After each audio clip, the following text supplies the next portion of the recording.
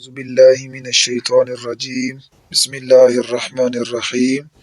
آج کا ہمارا سبق ہے سورۃ التکاثر کا ترجمہ اور مختصر تفسیر۔ سورۃ التکاثر کے اندر اللہ تعالیٰ نے ان لوگوں کا ذکر کیا ہے جن لوگوں کو دنیا کی ہوس نے، دنیا کے لالچ نے اندھا کر دیا ہے، اور وہ لوگ آخرت کو بھول چکے ہیں، اور وہ لوگ دنیا کی زندگی کو ہی اپنا مقصد بنا کر بیٹھے ہوئے ہیں اور آخرت کی تیاری بالکل نہیں کرتے۔ اور ان لوگوں کی سزا کیا ہے اور ان کا انجام کیا ہوگا، اللہ تعالیٰ سورت کے اندر وہ بیان فرما رہے ہیں۔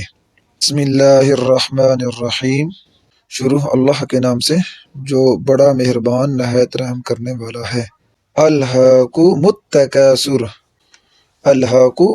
غفلت میں ڈالے رکھا تم کو، التکاثر ایک دوسرے سے بڑھ کر زیادہ سے زیادہ دنیا حاصل کرنے کی ہوس نے، یعنی وہ لوگ جو دنیا کے مال کو جمع کرنے میں ایک دوسرے کے ساتھ مقابلے کرتی ہیں، شرطیں لگاتی ہیں اور دنیا کی زندگی کو ہی اپنا مقصد بنا لیتے ہیں، اور ان کی یہ کوشش ہوتی ہے کہ میں سب سے زیادہ مال اکٹھا کروں، سب سے زیادہ بینک بیلنس میں بنا لوں، اور وہ لوگ آخرت کی زندگی کو بھی بھول جاتے ہیں، حلال اور حرام کو بھول جاتے ہیں، صحیح غلط حق اور باطل کو بھی بھول جاتے ہیں۔ حتی زرتم المقابر، یہاں تک کہ وہ قبروں تک پہنچ جاتے ہیں، یعنی ان کی موت کا وقت آ جاتا ہے، ساری زندگی وہ دنیا کرتے گزار دیتے ہیں، آخرت کی تیاری نہیں کرتے، اور بالآخر ان کی زندگی ختم ہو جاتی ہے۔ تو ان لوگوں کے بارے میں اللہ تعالیٰ ارشاد فرماتے ہیں کَلَّا سَوْفَ تَعْلَمُونَ، خبردار ان قریب تم کو معلوم ہو جائے گا،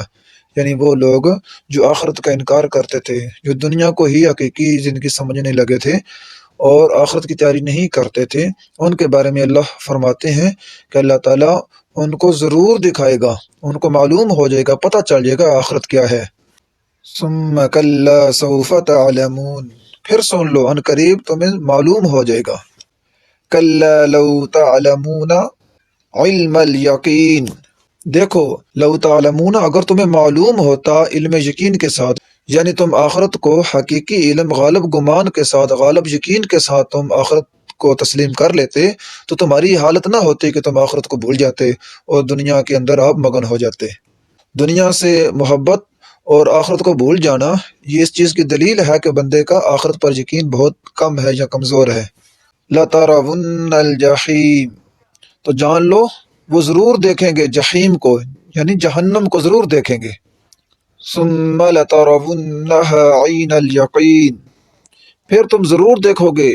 اسے یقینی آنکھ کے ساتھ، یعنی اپنی آنکھوں کے ساتھ تم جہنم کو دیکھو گے۔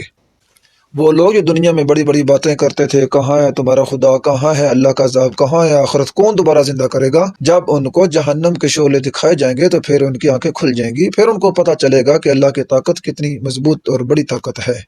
ثم لتسألن يومئذ عن النعیم، پھر اس دن ضرور تم سے